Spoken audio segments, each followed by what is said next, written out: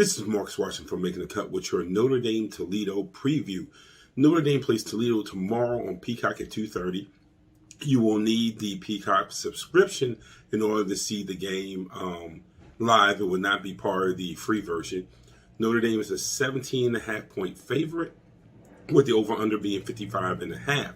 So the Fighting Irish come in to this game with Toledo with some good and bad from week one. We talked about it earlier in the week with the win over Florida State. Jack Cohn was very good. The passing game was very good. You couldn't ask for more. He found star tight end Michael Mayer 9 times for 120 yards. And Kevin Austin looked like he could be that deep threat that Notre Dame has been waiting to develop. He had 4 catches for 91 yards. The bad on offense, though, was the running game. Kyron Williams and Chris Tyree had hardly any room to run. As a team, they averaged 1.9 yards a carry. That is going to have to improve. Even with the loss of Blake Fisher, the left tackle, looks like he's been lost for several weeks with a knee injury. There hasn't been an exact timetable, but he's not going to be available at all. And Notre Dame, keep an eye on this. They only have 7 scholarship wide receivers left.